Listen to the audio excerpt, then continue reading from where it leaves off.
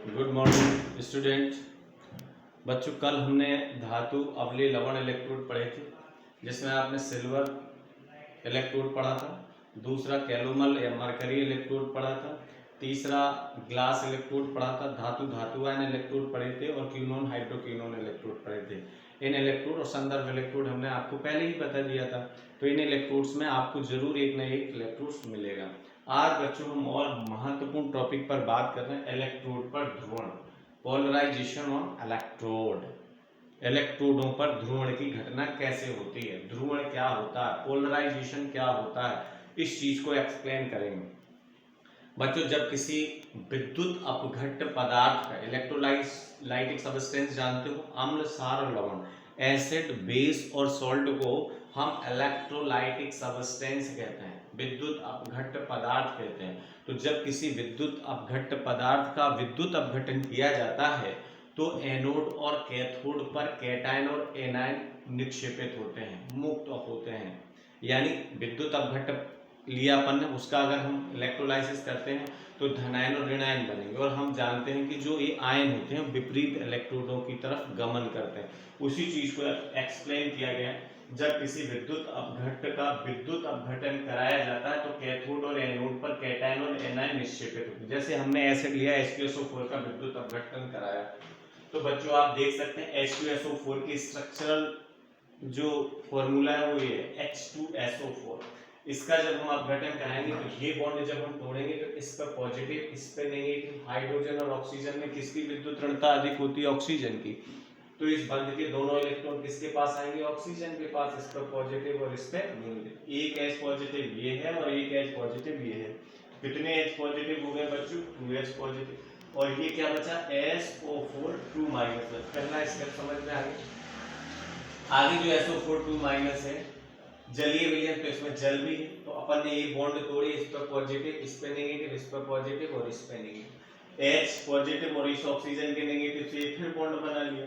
दूसरा H positive oxygen negative से, तो ये H2SO4 जो लिया था वो तो निकल गया और अपने को क्या मिल गया, O2 माइनस मिल गया। अब अपने कौन से आयन बचे विलयन में, एक तो 2H पॉजिटिव बचे और एक O2 माइनस बचे। Is that clear? अब दो प्रकार के आयन है, एक धनायन है और एक ऋणायन है। अपने पास है एनोड और कैथोड। एनोड पे कौन सा चार्ज होता है बच्चों, पॉजिटिव। पॉजिटिव किसको आकर्षित करेगा, नेगेटिव को। विपरीत जो आयन होते हैं विपरीत इलेक्ट्रोडों की तरफ गमन करते हैं। तो जो O2 माइनस है, एनोड पर हम जानते हैं क्या होता है, ऑक्सीडेशन होता है, यानी ऑक्सीकरण होता है। और ऑक्सीकरण इज ए डी इलेक्ट्रोनेशन। तो यहाँ पर कितना चार्ज है, 2 माइनस। तो ये कितने इलेक्ट्रॉन लूज करेगा, 2 इलेक्ट्रॉन लूज करेगा। जब कोई तत्व इलेक्ट्रॉन लूज करता है तो उस पर धनावेश आता है। कितने इलेक्ट्रॉन लूज किए इसने, 2 इलेक्ट्रॉन, तो इस पर 2 पॉजिटिव चार्ज आएंगे। तो 2 negative 2 positive charge will be equals to 0, यानी O बचा। और हम जानते हैं कि जो गैसें होती हैं वो डाई एटॉमिक होती हैं। ऑक्सीजन प्रकृति में स्वतंत्र अवस्था में नहीं मिलती, ये गैसियस स्टेट में मिलती है। और गैसें कैसी होती हैं, डाई एटॉमिक होती हैं, बायो एटॉमिक भी कह सकते हो इनको। तो O से रिएक्शन करके O2 बना ले। अब ऐड करके तो कैथोड में कौन से आयन मुक्त होंगे, अभी 2H पॉजिटिव। कैथोड पर अपचयन होता है, यानी रिडक्शन होता है। और रिडक्शन इज ए इलेक्ट्रोनेशन, यानी अपचयन में इलेक्ट्रॉन ग्रहण किए जाते हैं। कितने के आगे गए थे बच्चों, 2, तो 2 इलेक्ट्रॉन इसने ग्रहण कर लिए।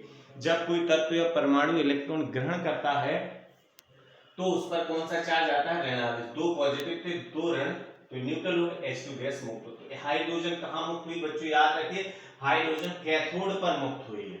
अब आपने देखा जो अपघटन हुआ उसमें कैथोड पर हाइड्रोजन गैस निकलती है, जो कैथोड को चारों तरफ से क्या कर लेती है, घेर लेती है। अब जब चारों तरफ से कैथोड की चारों तरफ हाइड्रोजन गैस एकत्रित हो गई तो जो नए आने वाले H+ आयन है वो कैथोड पर नहीं आ पाएंगे, उनका निक्षेपण नहीं हो पाएगा। तो जब H+ आयन कैथोड पर नहीं आ पाएंगे तो अब फर्दर हाइड्रोजन गैस मुक्त नहीं, यानी कहने का मतलब इलेक्ट्रोड अभिक्रिया रुक जाएगी। और जो इलेक्ट्रोड अभिक्रिया रुक जाती है, यानी जब इलेक्ट्रॉन यहां से यहां नहीं जाएंगे तो धारा का प्रवाह रुक जाएगा। इस क्रिया को ही इलेक्ट्रोड का ध्रुवण कहते हैं। यानी कहने का तात्पर्य है कि जब किसी विद्युत अपघट्य पदार्थ का विद्युत अपघटन किया जाता है तो इलेक्ट्रोडों पर क्या होते हैं, धनायन और ऋणायन मुक्त होते हैं। अब हमने अम्ल लिया तो अम्ल से क्या मिलते हैं, H+ आयन। ये H+ आयन कैथोड पर कैसे विद्युत अपघटन होता है उसकी पूरी मैकेनिज्म हमने आपके सामने। H2SO4 कैसे टूटता है, H2SO4 से H+ आयन मिलते हैं। वाटर होता, वाटर से ऑक्सीजन मुक्त होती है, तो ऑक्सीजन से O2 निकलती है और H प्लस आयन से हाइड्रोजन, तो जो हाइड्रोजन H प्लस जो हाइड्रोजन गैस वो कैथोड को चारों तरफ से क्या कर लेती, कवर्ड कर लेती है, जिससे नए H प्लस आयन मुक्त नहीं हो पाते, इलेक्ट्रोड अभिक्रिया रुक जाती है। ये H plus ion hydrogen gas का कैथोड को घेर लेना और इलेक्ट्रोड अभिक्रिया का रुक जाना ही क्या कहलाता है, इलेक्ट्रोड का ध्रुवण कहलाता है। बच्चों मेरे हिसाब से ये चीज आपकी क्लियर हो गई होगी। आइए पश्च विभव बैक पोटेंशियल की बात करते हैं, ये भी बहुत इंपॉर्टेंट है बच्चों। अब इसी से रिलेटेड है ध्रुवण से, जब सेल में धारा प्रवाहित होती है, धारा प्रवाहित होगी तो वो एक स्थिति ऐसी आएगी, धारा प्रवाह, धारा बहती जाएगी। धारा कहां से कहां की तरफ प्रवाहित होती है बच्चों, आपको पता है एनोड से और कैथोड की तरफ, सॉरी इलेक्ट्रॉन कहां से कहां की तरफ प्रवाहित होते हैं, एनोड से कैथोड की तरफ। तो धारा इलेक्ट्रॉन के प्रवाह के विपरीत यानी कैथोड से, ये सामान्यतः जनरली सेलों में ये पाया जाता है। इस चीज को दिमाग में रखिए कि इलेक्ट्रॉन कहां से कहां की तरफ जाते हैं, एनोड से कैथोड की तरफ, और धारा का प्रवाह है इलेक्ट्रॉनों के प्रवाह के विपरीत होता है। तो इलेक्ट्रॉन कहां से कहां की तरफ जाएंगे बच्चों, कैथोड से, सॉरी धारा कहां से कहां की तरफ जाएगी, कैथोड से एनोड। वही चीज समझे, जब सेल में धारा प्रवाहित होती है तो धीरे धीरे इलेक्ट्रोड का ध्रुवण होने लगता है, यानी कहने का मतलब है कैथोड को H प्लस आयन घेर लेते हैं। इस ध्रुवण के कारण सेल से धारा का बहना रुक जाता है, ये आप ऊपर पढ़ चुके हो। सामान्यतः सेल में जो धारा होती है वो कैथोड से एनोड की ओर, क्योंकि इलेक्ट्रॉन कहां की तरफ जाते हैं, एनोड से कैथोड की तरफ। इलेक्ट्रॉन एनोड से मुक्त होते हैं, किस तरफ आते हैं, कैथोड से। तो धारा का प्रवाह इलेक्ट्रॉनों के प्रवाह के जस्ट अपोजिट होता है। तो वही लिख, सामान्यतः सेल में धारा कैथोड से एनोड की ओर बहती है, परंतु इलेक्ट्रोड के ध्रुवण के कारण कैथोड में ऋणावेश आ जाता है। अब जब ध्रुवण हुआ तो कैथोड में क्या एकत्रित हो जाएंगे, इलेक्ट्रॉन, यानी ऋणावेश आता है। जब इन दोनों इलेक्ट्रोडों को आपस में जोड़ा जाता है तो इलेक्ट्रॉन कहां से कहां की तरफ जाने लगते हैं, कैथोड, यानी अभी कहां से कहां की तरफ आ रहे थे, एनोड से कैथोड की तरफ। लेकिन जैसे ही इलेक्ट्रोड का ध्रुवण हुआ तो चारों ओर से तो कैथोड घिर गया। अब जो इलेक्ट्रॉन आए तो वो उसके चारों तरफ एकत्रित हो गए, अब ये कैथोड पर ऋणावेश हो गया, तो अब इलेक्ट्रॉन को जगह नहीं मिल रही है अंदर जाने की। तो इलेक्ट्रॉन कहां से कहां की तरफ जाने लगेंगे, कैथोड से एनोड की तरफ। तो धारा कहां से कहां की तरफ प्रवाहित होने लगी, उसके जस्ट अपोजिट एनोड से कैथोड की, यानी पहले धारा कहां से कहां की तरफ जा रही थी, कैथोड से एनोड की तरफ। अब कहां से कहां की तरफ आ रही है, एनोड से कैथोड की तरफ आती है। इस धारा को ही हम क्या कहते हैं, पश्च धारा कहते हैं। और इस धारा के कारण सेल में जो विभव उत्पन्न होता है बच्चों, इसको हम पश्च विभव कहते हैं, बैक पोटेंशियल कहते हैं। आया समझ में नहीं आया, फिर से रिपीट करता हूं, ये पढ़ा भी अपन।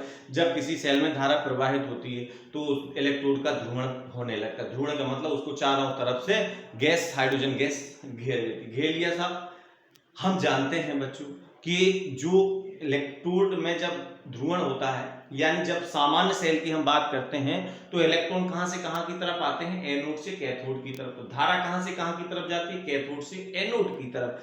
लेकिन बच्चों जब ध्रुवण होता है तो कैथोड के चारों तरफ गैस एकत्रित हो जाने के कारण जो इलेक्ट्रॉन होते हैं वो चारों तरफ से घेर, कैथोड के अंदर नहीं जा पा रहे, तो वहां पर ऋणावेश एकत्रित हो जाता है। तो फिर इलेक्ट्रॉन वापस कहां की तरफ जाने लगते हैं, कैथोड से एनोड की तरफ प्रवाहित होने लगते हैं। अब तो फिर धारा कहां से कहां की तरफ, जब इलेक्ट्रॉन कैथोड से एनोड की तरफ जाएगी तो धारा एनोड से कैथोड की तरफ आने, पहले कैथोड से एनोड की तरफ आ रही थी, कहने का तात्पर्य जस्ट अपोजिट हो गया, रिवर्स हो गया।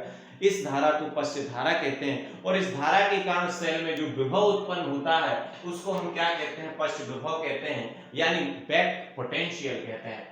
अब पश्च विभव के कारण सेल में धारा बनाए रखने के लिए हमें विभव का मान क्या करना पड़ता है, इंक्रीज करना पड़ता है, बढ़ाना पड़ता है। यह विभव ध्रुवण की घटना को, अगर हम जिससे इस सोर्स को जोड़ा है सेल में धारा बनाए रखना है तो हम उसके विभव को क्या करते हैं, बढ़ा देते हैं। ये विभव क्या करता है, इस ध्रुवण की घटना को समाप्त कर देता है। इसलिए इस घटना को हम ध्रुवण विघटन विभव के नाम से भी जानते हैं। तो बच्चों इलेक्ट्रोड का ध्रुवण पढ़ा अपन ने। पश्च धारा, उस ध्रुवण के कारण क्या पैदा हो जाती है, पश्च धारा पैदा हो जाती है। और इस धारा के कारण जो विभव उत्पन्न होता है उसे हम पश्च विभव कहते हैं। Is that clear? अब आइए हम अधिवोल्टता की बात करते हैं बच्चों। किसकी बात करते हैं, अधिवोल्टता। बच्चों एक चीज मैं आपको बताना चाहूंगा, कॉपी में एक जगह मिस्टेक है। जब हम पश्च विभव पढ़ते हैं तो पश्च विभव में आप नीचे देखना, जब इन दोनों इलेक्ट्रोडों को आपस में जोड़ा जाता है तो इलेक्ट्रोड लिखा हुआ है वहां, इलेक्ट्रोड कैथोड से एनोड की ओर बहने लगती है। वो इलेक्ट्रोड नहीं है, वो इलेक्ट्रॉन है, तो इसको सही कर लीजिए। तो इलेक्ट्रॉन कैथोड से एनोड की ओर बहने लगते हैं और धारा एनोड से कैथोड की ओर बहती है, इस धारा को पश्च धारा कहते हैं। और इस धारा के कारण जो विभव उत्पन्न होता है उस विभव को हम क्या कहते हैं, पश्च। तो बच्चों रिक्वेस्ट है कि जो कॉपी में हमने नोट्स भेजे हैं आपको, उसमें जो इलेक्ट्रोड लिखा हुआ है उस इलेक्ट्रोड को क्या कर लो, इलेक्ट्रॉन कर लो। Okay, that clear. यानी इलेक्ट्रोड पर ध्रुवण समझ में आ गया। ध्रुवण क्या होता है, कैथोड के चारों ओर हाइड्रोजन गैस एकत्रित हो जाती है जिससे H+ आयन का निक्षेपण नहीं हो पाता है, इलेक्ट्रोड अभिक्रिया रुक जाती है। इसी को हम क्या कहते हैं, इलेक्ट्रोड का ध्रुवण। पश्च विभव यानी धारा को का प्रवाह उल्टा हो जाता है, इस धारा को पश्च विभव कहते हैं और इसके कारण जो विभव उत्पन्न होता है उसे हम पश्च विभव कहते हैं। धारा का प्रवाह बनाए रखने के लिए हमें विभव को बढ़ाना पड़ता है, इसलिए इसको हम क्या कहते हैं, ध्रुवण विघटन। ध्रुवण की घटना को समाप्त कर देती है धारा, इसलिए इसको ध्रुवण विघटन विभव के नाम से भी जाना जाता है। आइए अब अधिवोल्टता किसे कहते हैं। अभी आपने पढ़ा जब H2SO4 का विद्युत अपघटन होता है तो कैथोड पर कौन से आयन जाते हैं, H+ आयन निक्षेपित होते हैं और कौन सी गैस मुक्त होती है वहां पर, हाइड्रोजन गैस। ये आपने देखा H2SO4 का विघटन हो रहा है, कैथोड पर कौन सी गैस मुक्त हो रही है, हाइड्रोजन गैस। यानी इस अधिवोल्टता को आप यहां से देखिए, वो क्या कह रहा है, जब H2SO4 का विद्युत अपघटन कराया, H2SO4 का अपघटन कराया तो कौन से आयन मुक्त हुए, H+ आयन निक्षेपित हुए। अब H+ आयन कहां जाते हैं, कैथोड पर। आप सभी जानते हो कैथोड पर क्या होता है, रिडक्शन होता है। रिडक्शन नीचे क्या होता है, इलेक्ट्रोनेशन होता है। इलेक्ट्रॉन तो कैथोड पर हाइड्रोजन गैस मुक्त हो जाती है। हाइड्रोजन गैस की यह बुलबुले इलेक्ट्रोड को चारों ओर से यानी कैथोड को चारों ओर से क्या कर लेते हैं, कवर्ड कर लेते हैं, सराउंडिंग्स में आ जाते हैं, जिससे कि निक्षेपण विभव का मान बढ़ जाता है। विभव के मान में वृद्धि को ही अधिवोल्टता, वोल्टता का मतलब होता है विभव, वोल्ट किसकी यूनिट होती है, विभव की, अधि का मतलब अधिक, जो विभव के मान में वृद्धि होती है इसको अधिवोल्टता। यही बोलना है। H2SO4 का जब विघटन होता है तो कैथोड पर H+ आयन मुक्त होते हैं और हाइड्रोजन गैस मुक्त होती है। हाइड्रोजन गैस परमाणुओं से घेर लेती है जिससे कि विभव का मान बढ़ जाता है। इस बढ़े हुए विभव को अधिवोल्टता कहते हैं। यह घटना इलेक्ट्रोड की सांद्रता के कारण उत्पन्न, क्योंकि इलेक्ट्रोड पर हाइड्रोजन गैस की सांद्रता बढ़ जाती है, इस बढ़ी हुई सांद्रता के कारण विभव का मान बढ़ता है। इस बढ़े हुए विभव को ही क्या कहते हैं, अधिवोल्ट। वोल्ट किसकी यूनिट होती है, विभव की। अधि माने अधिकता, विभव के मान में वृद्धि का होना ही क्या कहलाता है, अधिवोल्टता कहलाता है।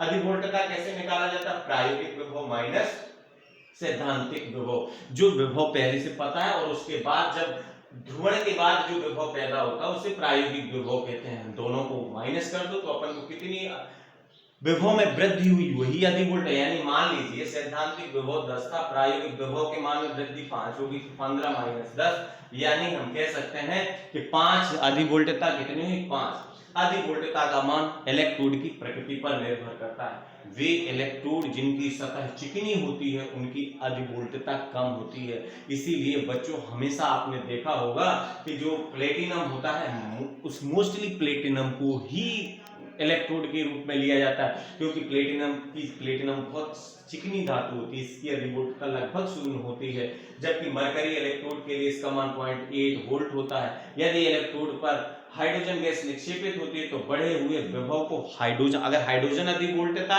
तो अगर इलेक्ट्रोड पर हाइड्रोजन गैस है तो उसे हाइड्रोजन अधिवोल्टता कहते हैं, और जनरली और कोई गैस तो उसे अधिवोल्टता कहते हैं, हाइड्रोजन अधिवोल्टता। अब हाइड्रोजन गैस के कारण बुलबुले पैदा होते हैं, इस कारण इसे किस नाम से जाना जाता है बच्चों, हाइड्रोजन अधिवोल्टता को बबल अधिवोल्टता के नाम से भी जाना जाता है। तो बच्चों आज हमने इलेक्ट्रोड पर ध्रुवण क्या होता है फिर से रिपीट करते हैं, पदार्थ है, विद्युत अपघटन, अम्ल क्षार लवण में से कुछ ले सकते हो, विद्युत अपघटन करोगे धनायन ऋणायन बनेंगे, धनायन ऋणायन इलेक्ट्रोड पर विपरीत इलेक्ट्रोडों की तरफ गमन करेंगे। बच्चों हमने लिया है H2SO4 का विद्युत अपघटन कराया है। H2SO4 का विद्युत अपघटन कैसे होता है आप स्पष्ट से देख सकते हैं। एनोड पर ऑक्सीजन गैस, कैथोड पर हाइड्रोजन गैस कैथोड को चारों तरफ से घेर लेगी जिससे नए H+ आयन का निक्षेपण रुक जाएगा और इलेक्ट्रोड अभिक्रिया रुक जाएगी जिससे इलेक्ट्रोड के ध्रुवण के नाम से पश्च विभव। इस ध्रुवण के कारण जो धारा है जो पहले कैथोड से एनोड की तरफ प्रवाहित हो रही थी, अब धारा कहाँ कैथोड से एनोड की तरफ, इस इलेक्ट्रोड के ध्रुवण के कारण धारा एनोड से कैथोड की तरफ और इलेक्ट्रॉन कैथोड से एनोड की तरफ प्रवाहित होने लगते हैं। इस धारा को पश्च धारा कहते हैं। इसके कारण जो विभव पैदा होते हैं उसे पश्च विभव कहते हैं। पश्च विभव के कारण सेल में धारा बनाए रखने के लिए विभव का मान बढ़ाना पड़ता है। यह विभव ध्रुवण की घटना को समाप्त कर देता है, इसलिए इसे ध्रुवण विघटन खत्म कर दिया, ध्रुवण विघटन विभव भी कहते हैं। अधिवोल्टता किसे कहते हैं, वही है बच्चों कि जब H2SO4 का विद्युत अपघटन ये रहा, कैथोड पर H+ आयन मुक्त होते हैं, जिससे हाइड्रोजन गैस इलेक्ट्रोड को चारों तरफ से घेर लेती है, बुलबुले पैदा होते हैं, जिससे निक्षेपण विभव का मान बढ़ जाता है। विभव के मान में यह वृद्धि अधिवोल्टता कहलाती है। ये सांद्रता के कारण जितनी ज्यादा सांद्रता होगी अधिवोल्टता का मान उतना ही ज्यादा होगा। अधिवोल्टता कैसे निकालते हैं? प्रायोगिक विभव में से सैद्धांतिक विभव को माइनस कर देते हैं। अधिवोल्टता इलेक्ट्रोड की प्रकृति पर निर्भर करती है। ऐसे इलेक्ट्रोड जिनकी सतह चिकनी होती है उनकी अधिवोल्टता का मान बहुत कम होता है। इसलिए मोस्टली बच्चों जब भी हम सेल बनाते हैं तो रॉड के रूप में प्लेटिनम रॉड का उपयोग किया जाता है, क्योंकि प्लेटिनम एक चिकनी धातु की सतह, इसकी अधिवोल्टता बहुत कम लगभग नगण्य होती है। मरकरी के लिए इसका मान 0.8 होता है। यदि इलेक्ट्रोड पर हाइड्रोजन गैस निक्षेपित होती है तो ऐसी अधिवोल्टता को हाइड्रोजन अधिवोल्टता कहते हैं और इसे बबल अधिवोल्टता के नाम से भी जाना जाता है। तो बच्चों 1 2 तीन डेफिनेशंस पढ़ी हैं आपने, इनको आज अच्छे से रिपीट करना, पीछे का भी पोर्शन पूरा रिपीट करना। कल मैं आपको सांद्रता सेल के बारे में बताऊंगा। Okay then, nice meeting you, see you again.